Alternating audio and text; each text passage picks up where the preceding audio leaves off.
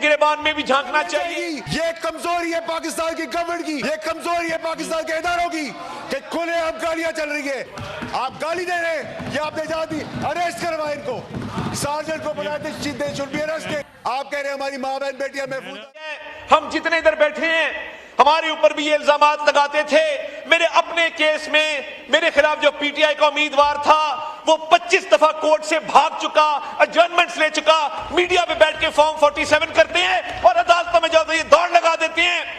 जनाब स्पीकर, ये है इनका दोहरा मयार, ये है इनके डबल स्टैंडर्ड्स कि मीडिया पे शोर मचाओ, फॉर्म 47 फॉर्म। आज पाकिस्तान के ऐवान में वो कुछ हुआ जो किसी ने सोचा भी नहीं था। वफाकी वजीर अतात तारड़ और फैसल वाडा के दरमियान ऐसी जंग छिड़ी जो हाथापाई तक पहुंच गई। अतात तारड़ का कहना था कि तुम जर्नैलों के बूट चाट कर सेनेटर बने हो, अपनी औकात में रहो, बस ये कहना था। फिर जनाब फैसल वाडा का पारा हाई हो गया। फैसल वाडा ने अतात तारड़ को ऐसा मजा चखाया जो हमेशा याद रखेगा। फैसल वाडा ने मौजूदा हुकूमत को चोर, डाकू और मनी लॉन्ड्रिंग का आर्मी चीफ साहब, इन चोरों को फौरन निकाल कर इमरान खान को रिहा करो। इमरान खान इनसे 100% ठीक था। फैसल वाडा का यह भी कहना था कि तुम लोग इमरान खान की जूती के बराबर भी नहीं। इमरान खान पहले भी मेरा लीडर था, आज भी लीडर है, मगर मैं उसकी पॉलिसी से इख्तलाफ रखता हूँ। नाज़रीन, आर्मी चीफ और शहबाज शरीफ की मौजूदगी में अवान लर्ज उठा। नाज़रीन, अवान में ऐसा हंगामा जो आज तक आपने नहीं देखा। आइए पहले ये जबरदस्त और सनसनीखेज वीडियो देखते हैं, फिर इस पर बात करेंगे। चैनल को सब्सक्राइब लाजमी कर लें और बेल आइकन को भी प्रेस कर लें। आपकी मोहब्बत और प्यार का शुक्र। माजी अजाब है यारब, छीन ले मुझसे हाफिजा मेरा। यही हाउस था और इसी हाउस के अंदर जनाब स्पीकर, मैं आपको याद दिलाना चाहता हूं, आपकी कुर्सी पर असद कैसर साहब विराजमान थे और ये आधी फ्रंट लाइन जेलों के अंदर थी और मेरे लीडर ऑफ ऑपोजिशन मियां मोहम्मद शहबाज शरीफ साहब ने उस वक्त भी बड़ेपन का मुजाहरा करते हुए कहा, कोरम पॉइंट आउट कुर्सी पे जाके होता है, कोरम यहां से नहीं होता। जी आप बात कीजिए। उस वक्त लीडर ऑफ ऑपोजिशन ने बावजूद इसके गुम्मन साहब कि इमरान न्याजी की चीरा दस्तियां जारी थी, उसकी फस्तायत उरूज पर थी। अता एक सेकंड प्लीज जी। कि जब हम इन बेंचेस पर बैठे थे और जहां आप आज तशरीफ फरमा हैं, यहां पर असद कैसर साहब विराजमान थे और ये पहली कुर्सी से लेके 10वीं कुर्सी तक पूरी लाइन पाबंदे सलासिल थी और रोज हम फिर भी मुज़ाकरात की बात करते थे। आपको याद होगा जब कश्मीर पे सेशन बुलाया गया, इनका वजीर आजम इमरान खान नहीं आया, हमारा लीडर ऑफ ऑपोजिशन और आप जनाब स्पीकर वहां उस इजलास में कश्मीर के लिए मौजूद थे। तमाम फस्तायत के बावजूद, तमाम चीरा दस्तियों के बावजूद मियां मोहम्मद शहबाज शरीफ ने इसी कुर्सी पर खड़े होकर कहा था कि मैं मिसाके मईशत करने को तैयार हूं, आओ हमारे से बात करो। और ये उस वक्त कहते थे, नारे लगाते थे, बुरा भला कहते थे, हम तो इस मुल्क की बात कर रहे थे। जनाब स्पीकर, अब भी आपने एक बार नहीं, आपने यहां से कई बार मुज़ाकरात की कॉल दी, कमेटी बनी, मरहूम इरफान सिद्दीकी साहब उसके मेंबर थे, इन्होंने उस अमल को सैबोटाज किया। इसलिए मैं कहता हूं कि यादें माजी अजाब है यारब, छीन ले मुझसे हाफिजा मेरा। इनकी जो सिलेक्टिव मेमोरी है और इनकी जो सिलेक्टिव मोरालिटी है, मेरा सब ठीक है, तुम्हारा सब बुरा है, ये इस मुल्क में नहीं चलेगा। जनाब स्पीकर, और इलेक्शंस में मैं आना चाहता हूं। बाई इलेक्शन के अंदर इनकी जमात ने बॉयकॉट किया। जनाब स्पीकर, जो रिंग से बाहर था, जो मैदान में खेलने नहीं आया, उसको तनकीद का भी कोई हक नहीं है कि वो बाई इलेक्शंस पे बात करे। उस सियासी अमल का हिस्सा बनने से इन्होंने इनकार किया। इलेक्शन से बॉयकॉट का फैसला इनकी अपनी पार्टी का था। अब इल्जाम लगाना, धांधली का शोर मचाना, तो मैं आज बाबर नवाज खान को जो हरिपुर से एमएनए इलेक्ट होके आया, खिराजे तहसीन पेश करता हूं। उसने जो इलेक्शन लड़ा है, उसने पूरी दुनिया के सामने बतौर सियासी वर्कर के, उसके सामने एक बहुत बड़ा सियासी खानदान था, उसके सामने खैबर पख्तूनख्वा की हुकूमत के रिसोर्सेज थे, हुकूमत इनकी, पुलिस इनकी, एडमिनिस्ट्रेशन इनकी, ग्राउंड लेवल पे लोग इनके, मगर बाबर नवाज खान इनसे जीत छीन के लाया है और आज यहां पे उसने हल्फ लिया है। हम उसको खिराजे तहसीन पेश करते हैं। जनाब स्पीकर, ये जो बैरिस्टर गौहर साहब ने बात की, मियां मोहम्मद नवाज शरीफ को इस मुल्क की आला अदालतों ने अपने माजी के गलत फैसलों की तस्हीह की। मियां मोहम्मद नवाज शरीफ के साथ जो ज्यादतियां हुई उस पर अदालती रिलीफ उनको हाईएस्ट कोर्ट से मिला और इनकी अपनी काबीना ने, जब मियां नवाज शरीफ साहब ने बाहर जाना था, इनकी अपनी काबीना ने फैसला किया। आज ये उस पर तनकीद करते हैं तो इनको अपने तर्ज अमल पर थोड़ी सी नजरसानी करनी चाहिए, थोड़ा अपने गिरेबान में भी झांकना चाहिए। और जनाब स्पीकर, ये अगर धांधली का शोर करते हैं तो मैं इनसे पूछता हूं कि तुम्हारे लीगल कागज किधर हैं? ट्राइब्यूनल के लिए तुमने क्या केस तैयार किया है? हम जितने इधर बैठे हैं हमारे ऊपर भी ये इल्जामात लगाते थे। मेरे अपने केस में मेरे खिलाफ जो पीटीआई का उम्मीदवार था वो 25 दफा कोर्ट से भाग चुका, एडजर्नमेंट्स ले चुका, मीडिया पे बैठ के फॉर्म 47 करते हैं और अदालतों में जाकर ये दौड़ लगा देते हैं। जनाब स्पीकर, ये है इनका दोहरा मयार, ये है इनके डबल स्टैंडर्ड्स कि मीडिया पे शोर मचाओ, फॉर्म 47, और जब अदालत कहे कि दस्तावेजी सबूत लेके आओ तो ये एडजर्नमेंट तारीख पे तारीख लेते हैं। जनाब speaker, I just wanted to set the record straight. और इलेक्शन के बारे से मैं इतना कहूंगा कि साफ छुपते भी नहीं, सामने आते भी नहीं। इनका जो रवैया था इलेक्शन के दौरान, हमारा बॉयकॉट है, हम इलेक्शन नहीं लड़ रहे, मगर ये हमारे मुखालिफ उम्मीदवारों के साथ मिलके पूरी कैंपेन्स चलाई सोशल मीडिया के ऊपर, मीडिया के ऊपर, ग्राउंड के ऊपर, और उसके बावजूद इनको शिकस्त फाश हुई। सियासत में कभी बॉयकॉट नहीं होता। जनाब स्पीकर, आपसे बेहतर इस बात को कोई नहीं जानता। अपनी सियासी गलती को छुपाने की हर चीज में कॉलो फेल में तजाद है।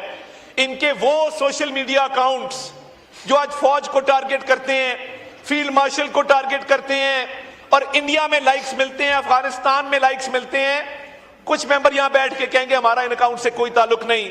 जनाब स्पीकर, ये गुड कॉप बैड कॉप मिलके खेलते हैं, इनकी पूरी आशीर्वाद है, पूरी बैकिंग है उन अकाउंट्स की। मेरा आप लोगों से एक सवाल है कि जो फैसल वाडा साहब हैं, इनका क्या मुस्तकबिल कोई है सियासत में? क्या ये अगर इमरान खान को धोखा दे सकते हैं तो ये मौजूदा निज़ाम को धोखा नहीं दे सकते? क्या आपकी राय में ये मफाद परस्त हैं या ये वाकई ही एक नज़रिए के तहत सियासत कर रहे हैं? अपनी राय का इजहार ज़रूर किया करें क्योंकि आपकी राय हमारे लिए बहुत ज़्यादा अहम होती है। शुक्रिया। ये कमजोरी है पाकिस्तान की गवर्नमेंट की, ये कमजोरी है पाकिस्तान के इदारों की कि खुलेआम गालियां चल रही है।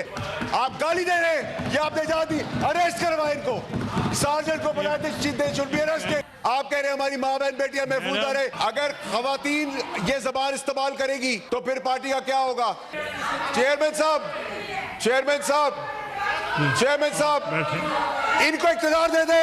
ये जिस जबान से इस्तेमाल कर रहे हैं बातें, जो मुल्क तोड़ने की साजिश कर रहे हैं, जो खवातीनों को जिस नाम से पुकार रहे हैं, हम लाल रुमाल लगा ले, इनको इख्तियार दे दे, इनको इख्तियार दे। हम क्या है, लाल रुमाल लगा के बैठे? Please take your seat. आप जारी रखें। देखिए चेयरमैन साहब, आपको हाउस इन ऑर्डर लाना पड़ेगा। देखिए, इफ आई कांट स्पीक, बहनों को गालियां दे, आप हमारी माँ बहनों की ट्रोलिंग करें, Please take your हम seat. बर्दाश्त करेंगे, हम बर्दाश्त करेंगे। मेरी माँ को गाली दोगे, बर्दाश्त करेंगे। आप तो मेरी माँ को गाली दोगे, बर्दाश्त करेंगे। किसी की बहन को बैंड बाजा बजा के लो, आओ आके दिखाओ। अरशद शरीफ की तड़प देख रहे हैं आप, अभी तो काम शुरू हुआ है। अरशद शरीफ की तड़प आप देख रहे हैं। हमें बता रहे हैं कि इमरान खान की इज्जत करो। हमने 15 साल दिए इस पार्टी को, पैसा भी दिया है, खून भी दिया है। ठीक है। Please take your seat. देखिए चेयरमैन साहब, please order in the house, order in the house. Please chairman साहब, मेरी गुजारिश आपसे ये है, देखिए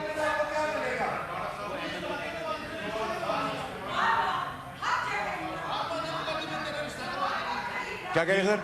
आप सब बैठ जाएं। क्या कह रही है? मॉन्स्टर। एमएल वली साहब, आप तो तशरीफ रखें। नहीं फैसल, नहीं फैसल साहब, नहीं चेयरमैन साहब, मेरी बारी है।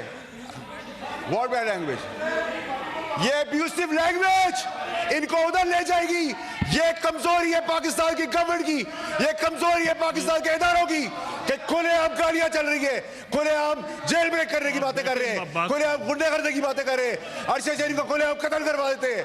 हम गाली किस तरह सुनेंगे? हम गाली का जवाब गाली से नहीं देंगे, हम दलील से देंगे। आप गाली दे रहे हैं, ये आपने इजाजत दी, अरेस्ट करवाए इनको, सार्जेंट को बुलाए थे, they should be arrested. Words are used, that's expunged. Expunge से काम नहीं चलेगा सर। आप कह रहे हैं हमारे कपड़े उतर जाए, एक्सपंज हो जाए। आप कह रहे हैं हमारी माँ बहन बेटियां महफूज ना रहे, एक्सपंज हो जाए। आप तशरीफ रखें, अदरवाइज अगर खवातीन ये जबान इस्तेमाल करेगी तो फिर पार्टी का क्या होगा? आज कल कह रहे थे क्या मेहुजा गंडापुर का पता नहीं उसने क्या कहा है, आज कह रहे मैं उसकी बात को इंडोर्स करता हूं।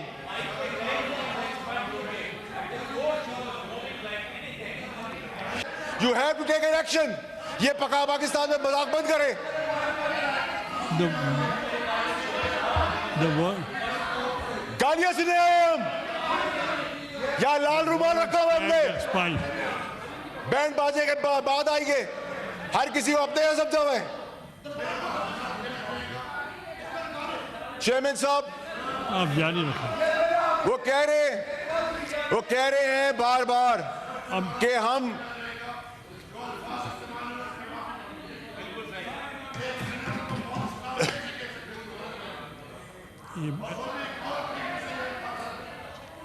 The चेयरमैन word साहब stands. आपने देखें, चेयरमैन साहब she has to apologize for the behavior, she has to apologize। उसको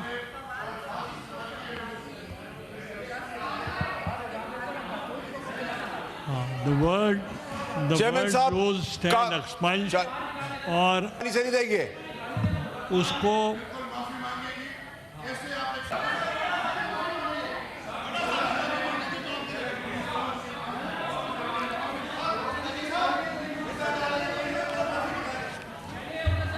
चेयरमैन साहब चेयरमैन साहब चेयरमैन साहब not done.